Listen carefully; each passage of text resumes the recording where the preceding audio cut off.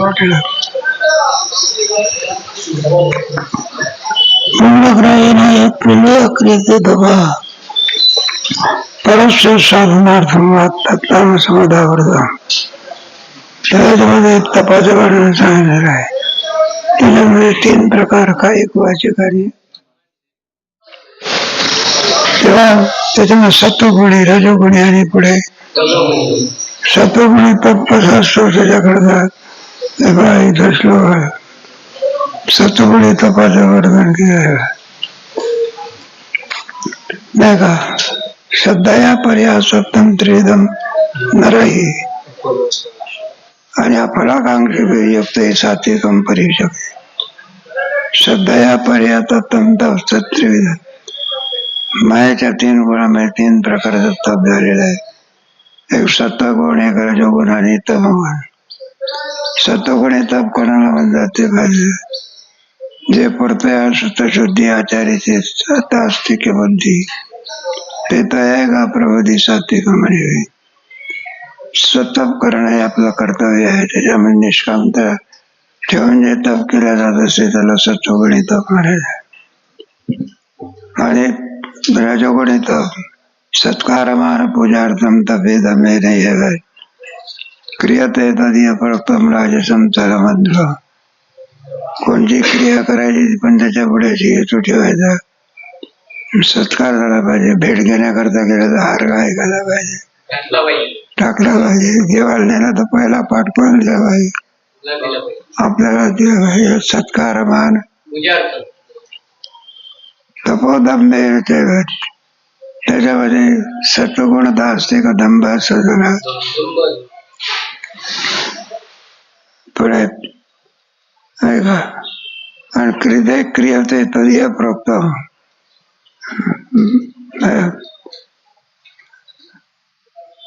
क्रियते तदीय प्रोक्तम राजसम चलमध्रुवम. हे जे तप असते ते कायमचं टिकू शकत नाही म्हणून त्याला रजोगुणी तप असं म्हणत असतात. आता कोणता तप चाललाय आपला सत्वगुणी. मूढग्राह्येन आत्मनोयत पीडया क्रियते तपः परस्य साधनार्थम तत्नाम समजा. मूढग्राह्यने आत्मा प्रिय. मूढग्राह्य म्हणजे ज्याच्यामध्ये कोणत्याही प्रकारे ज्ञान नाही, मूढपणा असं म्हणत असताना अविवेक भरलेला आहे. 2 क्रिया होत असतात, एक विवेकाने होणारी क्रिया आणि दुसरी अविवेकाने होणारी क्रिया. विवेकाने क्रियामध्ये आणि निष्फळता सगळी भरलेली आहे. क्रिया करायची पण कोणती अपेक्षा करायची नाही, नाहीतर मग अपेक्षा असणार. अपेक्षेचे पुष्कळचे प्रकार आहे. त्या तपामध्ये मूढग्राह्येन आत्मनोयत. मूढपणा म्हणजे वेडेपणा. आत्मनोयत तत्ताम समजावत. बरंचसं साधन आहे. स्वतः दुःख घ्यायचं आणि दुसऱ्यांच्या दुःखाकरता परावृत्त व्हायचं. एकाला विचारलं म्हणलं का बरं तुम्ही नाक कापून टाकलं. म्हटलं दुसऱ्याला अपशकुन करायचा होता. माझं दुसऱ्याला अपशकुन करायचा पण याचं नाक गेलं याची परत शोध साधन. दुसऱ्याचं वाईट करण्याकरता आपला काय करून घ्यायचं, वाईट करून घ्यायचं. कशा करता एक खालेश्वर बाबा एका अरण्यामध्ये शिरण्याकरता लागला.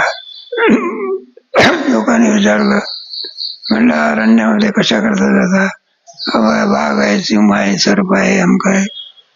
म्हणलं आम्ही दुरून पाहत असतो, आत शिरत नसतो. तरी तो जाण्याचा आग्रह करायचा, हट्टच धरायचा. पुष्कळ सांगून त्याचा काही उपयोग झाला नाही. म्हणलं जमती इच्छा तर जा की म्हणायला की मग आम्ही काय करणार. म्हणलं गेले की परत प्रेतच काढून मराल की त्याच्यात. म्हणलं मरे नका तुम्हाला काय मग इतका उदार कशा करायचा. म्हणलं माझ्या गावातले लोक मारायचे. कुठले म्हणलं जरा मारायचं असल्या म्हणजे मग कसं आहे. म्हणलं नाही पहा मी जर या अरण्यामध्ये उडी टाकली गेलो तर वाघ सर्प सिंह वगैरे मग लागतील की माणसाचं मांस त्यांच्या काय लागेल तोंडाला लागेल. माणसाचं मांस तोंडाला लागल्यामुळे गावातल्या सगळ्या माणसाला काय करते यमदंडाला काय उदाहरण काय जाव आहे. स्वतःचा वाईट करायचा मग कोणा करता दुसऱ्याचं वाईट करायचं. याला कोणता तप म्हणतात तमोगुणी तप.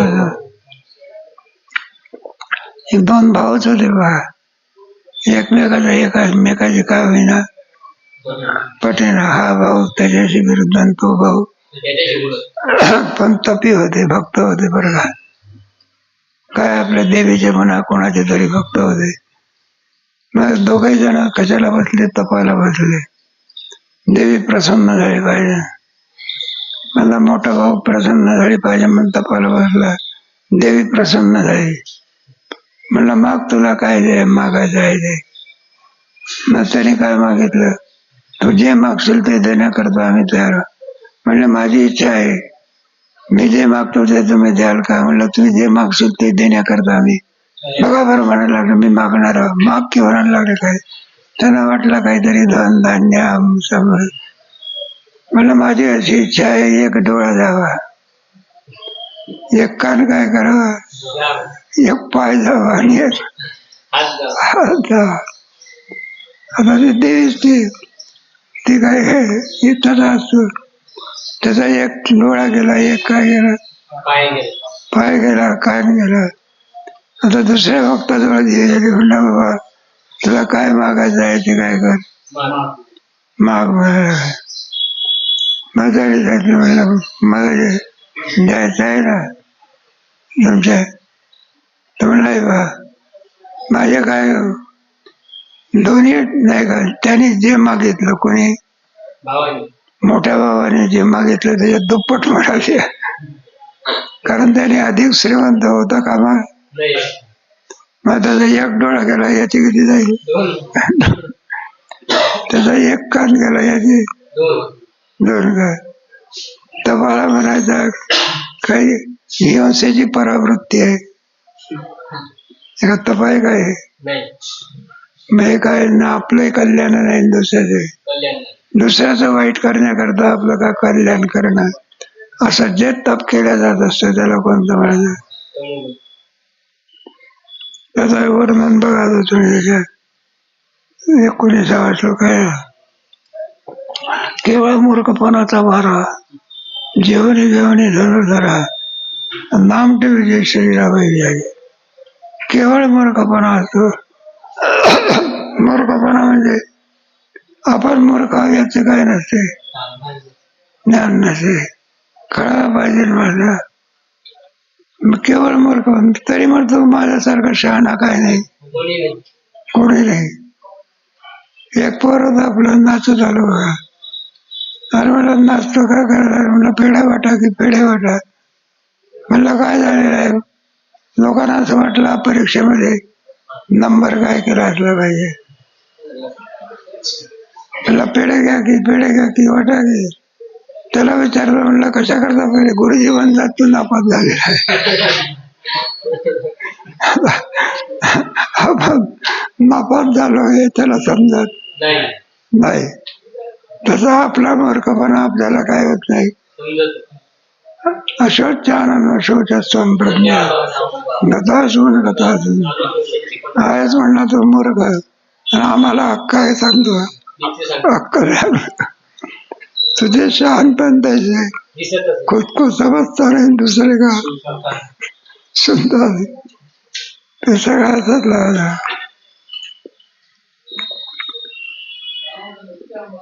नाम ठेवीचे शरीरावादी वैरी आली नाही का. शरीर म्हटल्यानंतर आपल्या शरीराचे जेवढे जीवावर उपकार आहे तेवढेच कुणाचे उपकार आहे. जीव वेगळा आणि शरीर बरं का. शरीराला काय म्हणायचं वेदांताच्या भाषेत नाही सांगते. जीवाला काय म्हणायचं हे बा किं तत् ब्रह्म किम कर्म करू अधिगौतम म्हणजे करू. त्याला काय म्हणायचं शरीर म्हणायचं. आणि अधिदैव म्हणजे जीव म्हणायचा. अनादि यज्ञ म्हणजे परमात्मा. सुंदर विवेक आहे त्याच्याने. किंतत ब्रह्म किंवा ध्यान ब्रह्म म्हणजे काय, अध्यात्म म्हणजे काय, कर्म म्हणजे काय, चांगला विचार आठव्या अध्यायामध्ये भगवंतांनी आणखी केलेला आहे. मग आता शरीराचे जीवावरती किंवा अनंत उपकार आहे, पण त्याला शरीराची किंमत न कळल्यामुळे नरकात त्याचा भलत्या कार्याकरता काय करतो, उपयोग करतो. जगामध्ये सगळ्याची किंमत लागेल, पण शरीराची किंमत काय होत नाही. ते सांगायचं तुम्हाला, भांबरे आमच्या ओळखीचा होता, तो कंपनीमध्ये होता. कंपनीचा मालक, तिथं का पैशाला कमी आहे, पण त्याला किडनीचा रोग झाला. कुठला? त्या किडनी करता 4 कोटी रुपये खर्च केले. किती? परदेशातले डॉक्टर बोलावले, तरी जे व्हायचं आहे तेच झालं. मी कशा करता सांगितलं, एकदा शरीराची किंमत काय आहे कळत असते. मग डोळ्याची किंमत काय आहे कोणाला विचारायचं, आंधळ्याला विचारा. कानाची किंमत आणि पायाची किंमत मग कळत असते. जगात सगळं विकत घेता येते, शरीराची पार्ट घेता येत, किती रुपये दिले तरी ती, पण त्याचा भलत्या कार्याकरता काय करतो. त्वरित मिळाला पण लोकांच्या डोके फोडतो. शहाणा म्हणून परीच लावून लोखंडाचा काय करतो. शहाणा माणूस शरीराचा चांगला उपयोग करून ब्रह्मस्थितीला एषा ब्रह्मस्थिती आहे. आणि एक मनुष्य काय करतो, नरकाचा अधिकारी होतो. कशाचा? डोळे. त्याचा उपयोग करून घेण्याकरता स्वतः संतांची संगती असावी. जवळ सकाळ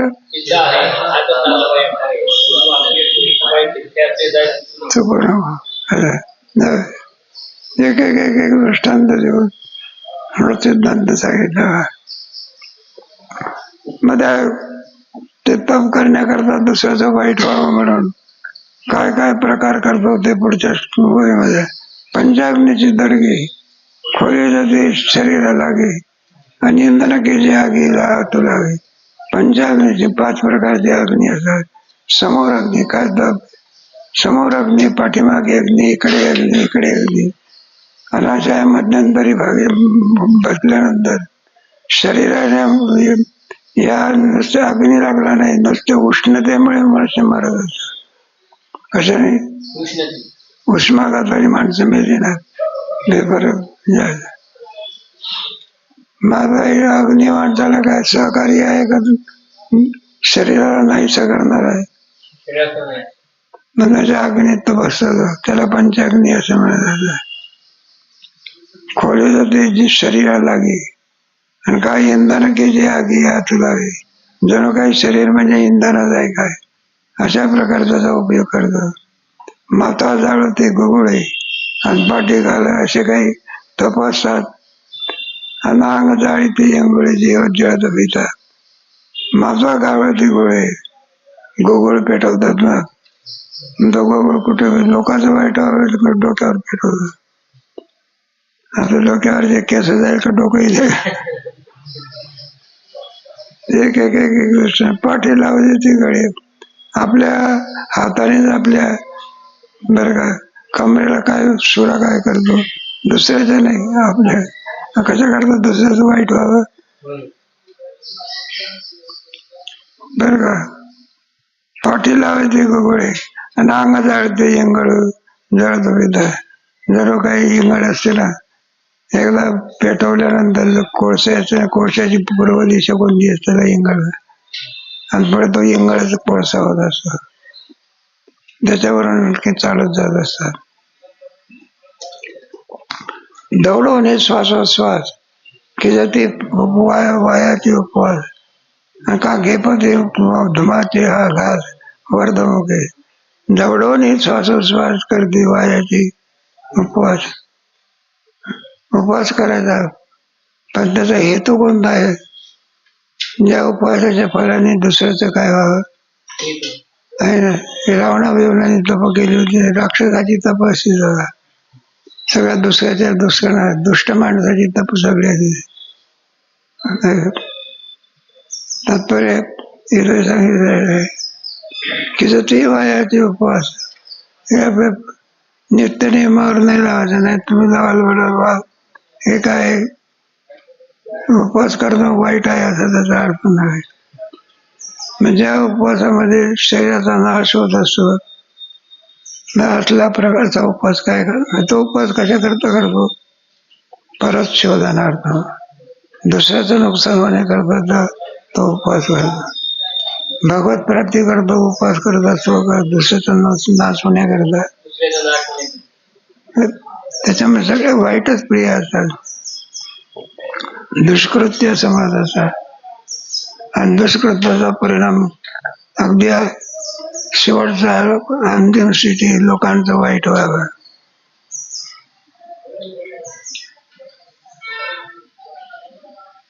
एक घर पेटलेलं आहे, आता विजवायचं असतं बघा, मग काही माणसं पाणी बिणी घेऊन तयार आहे.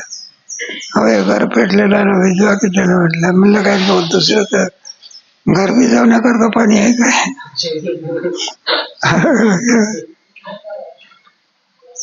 जाऊ द्या. एकंदरीत सांगण्याचं तात्पर्य आहे की दुसऱ्याच्या नुकसानाकरता हिताकरता आपल्या शरीराचा उपयोग करतो त्याला म्हणायचं तमोगुणिता. एक एक एक एक एक एक दृष्टांत. हिमोदके अकंठे खडके सेविजती तटे जितया मासाची चमटे तोडती का.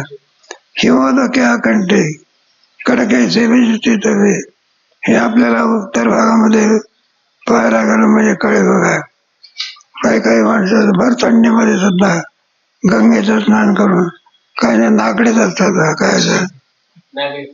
आपल्याला इकडे इतके कपडे घालून सुद्धा असं करावं. आणि त्याला विचारलं तप कशा करता करत दुसऱ्याचं वाईट व्हावं. अखंड म्हणजे बरं का गळ्या इतका पाण्यामध्ये आपल्याला तिचं पाणी भरायला त्याच्यामध्ये सौम्यपणा तरी आहे. आता इथं केदारनाथला जावं, एकदा म्हातारा माणूस जर स्नानाला गेला आणि त्याला डुबकी करायला लावली, त्याला वर आला तर घरी नेण्याचं कामच नाही म्हणतात.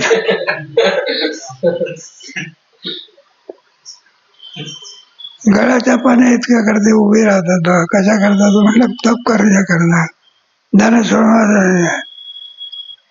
खडके सेवेची तुटे गंगेच्या किनाऱ्यावर ते तो तप करतो आणि जिता मासाची चिमटी तोडते का. जणू काही याच्यामध्ये सगळा याचा एक प्रकार केला झालेला असं असले. जिता मासाची म्हणजे कोणत्याही जोपर्यंत प्राण आहे तोपर्यंत दुःखाचा संभव असतो. एकदा प्राण निघून गेल्यानंतर सहज दृष्टांत क्षत्रिय मनुष्य क्षत्राचं कार्य असते युद्धामध्ये यश प्राप्त करून येण्याचं कार्य कोणाकडे येते, क्षत्रिय आहे. मग ते क्षत्रियांच्या बाया त्याच्यामध्ये जरी योग्य जय मिळवला म्हणजे त्याला आरतीने काय करतात, मग एकाला आपला मग कुटुंबाला सांगितलं म्हटलं जा लवकर लवकर आरती करून ये, घेऊन ये की म्हणलं कशा करता, म्हणलं मी पुरुषार्थ करून आलो. काय करून आलो काय म्हणून आता वाढणं तुझं काय पण ती खमामध्ये ते म्हणलं कोणता पुरुषार्थ केला. मग त्याला सांगितलं म्हणलं 500 लोकांचे हात तोडले आणि काय तोडले, पाय तोडले. मग ते म्हणायला लागले म्हणले हाताने पाय तोडले मनके का नाही तोडले. ते म्हणलं अगोदरच सोडून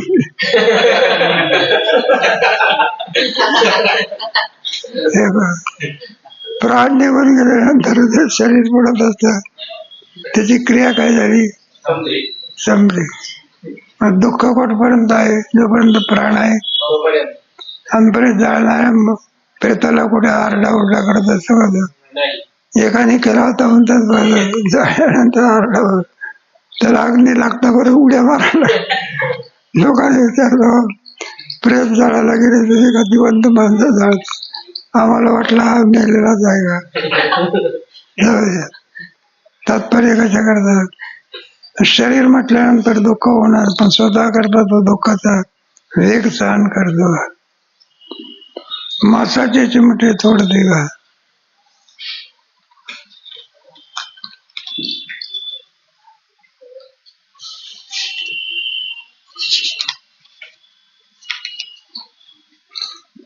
वैसे नाना परी काय गाय साता धनंजया तप कीजे नासावया पुढियाचे. पुढीलाचा आणखी अपशकून व्हावा, त्याचा नाश व्हावा एवढ्या करता आणखी जो आपलं शरीर आणि तपाने आणखी हे करत असतो. अंगावर सुटला धोंडा आपण पडून होय खंड खंडा, काळ पडले रगडा खरी जायची. जर आपण भामचंद्र डोंगरावर जर गेलो, वरून मोठा पाषाण सुटत असतो का, आणि खाली जे काय असते त्याचे तुकडे होत असते, पाषाणाचे तुकडे, पुन्हा खालचे जे आपलंही नुकसान आणि दुसऱ्याचे.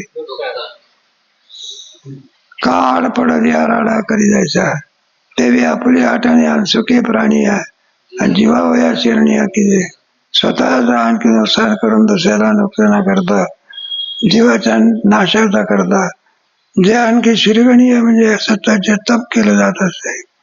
किंबहुना हे ओकटे घेऊन क्लेशाची हातोडी तपडी म्हणजे किरटी तामस होय. किंबहुना ऐशी आखवटी, त्याच्यामध्ये अगोदर हेतूच वाईट असतो, आणि घेऊन क्लेशाची हातोटी केवळ क्लेश भरलेले असतात. तपणी म्हणजे किरटी मारता. अशा रीतीने जे तप केले जात असे त्याला काय म्हणायचं, तामस होय. आणि दुसऱ्याच्या कल्याणाकरता केलेलं जे तप जाते. उदाहरणार्थ तप करून गंगा आणली, त्याच्यामध्ये भगीरथाचा काय नाही, भागीरथी आणली, आणणाऱ्याचे आणखी त्याच्यामध्ये त्यालाही आनंद जगालाही. जर भगीरथाने जर गंगा आणली नसती तर उत्तर भारत एवढा दिसला असता का. हरियाणा दिसतो, काळी जमीनच दिसत नाही, सगळी काय दिसते, पण त्याचं नावच काय. आता लोकांना दुष्काळ काय आहे, आणि आपल्याकडे तर पाणी आता हल्ली एका गावाकरता 7-7 टँकर काय चालले, पाणी कुठे आहे ह्यावेळेला. आणि जर पाऊस जास्त पडला नाही तर लोकांचे हाल झाल्याशिवाय. मग भगीरथाने तप केलं, पण कुशल स्वतः कल्याणाचं जाऊ दे, पण अन्याच्या एकाच्या कैवार उगवी अनेकाचे कोळे. एक एक दृष्टांत देऊन हा सिद्धांत सांगितला. तेव्हा सत्वाधिकाच्या अंगी पडिले तपती भागी, झाले तुझं चांगली दाखवलेले ते. म्हणून त्रिगुणात्मक मायेचे गुण असल्यामुळे सत्व आणि रजतम तिन्ही प्रकारचं आम्ही दुसऱ्याच्या कल्याणाकरता आपलं स्वतःची त्याला सात्विक तप म्हणायचं. आपल्यालाही आनंद, दुसऱ्यालाही आनंद, रजोगुणी तप म्हणायचं. आणि दुसऱ्याच्या दुःखाकरता तप करतो त्याला काय म्हणायचं, तमोगुणी तप. असे 3 प्रकार सांगितलेले आहे. आता या बोलाचा प्रसंग आल्यावर नाही झाले तुझं चांगली दाखव या व्यक्ती. आम्ही 3 प्रकार तुला तपाचे सांगितलेले आहे. आता बोलाचा प्रसंग आले म्हणून पहिला खरो रूप दान लिंग त्रिविधा दया. आता कोणता सांगणार आहोत तपाच्या नंतर दान, श्रद्धा, पुढे यज्ञ, पुढे तप, पुढे आता दान. क्रमाक्रमाने 3 प्रकार आहेत. श्रद्धेचे 3 प्रकार, पुढे आणखी यज्ञाचे, तपाचे, त्याच्यात काही पुढे माझे पुढे प्रकार आलेला आहे दान. दानाचा एक प्रकार सांगितलेला आहे. मनुष्य देहात आलेल्या माणसाने जे काही मिळालेलं असेल त्याने परोपकार करता त्याचा उपयोग करणे याला काय म्हणतात. केवळ साचवून ठेवणं याला काय म्हणत नाही. आपणही खात नाही दुसऱ्यालाही, असे एवढी त्याचा काय उपयोग. मग म्हणले दान करायचं म्हटल्यानंतर पैसा पाहिजे. दानाचा विधी असा आहे, प्रत्येक जण आपापल्या बरे. श्रीमंत मनुष्य 5,000 रुपये देऊन घेईल, सामान्य मनुष्य किती रुपये देईल? 500 रुपये देईल. आणि गरीब असला तर 5 रुपये देईल. दान सर्वांना करण्याचा काय मधुकरी वाढणारी बाई सुद्धा अन्नाच्या द्वारा काय करते? मधुकरी मागणाराही सुद्धा काय करतो? हो काय दिलेल्या 2 भाकरीमधून अर्धी भाकरी दुसऱ्याला देऊ शकतो. याला काय म्हणायचं? दान सर्वांना. दानाचे प्रकार सुंदर सांगणार आहे. हे क्रमाक्रमाने आपण पाहूया. दानही त्रिविध झाले आणि त्याची आई पहिले सात्विक म्हणे. अगोदर कोणतं ज्ञान सांगायचं? दान सात्विक. अगोदर सात्विकच का? जेवायला बसलेला मनुष्य अगोदर लाडूवर आणि तो गेल्यावर लाडू खायला बसला काय? मग चांगला अगोदर ग्रहण करावं. अधिक सांगणार आहे त्याचा प्रकार कधी करू. नमस्ते.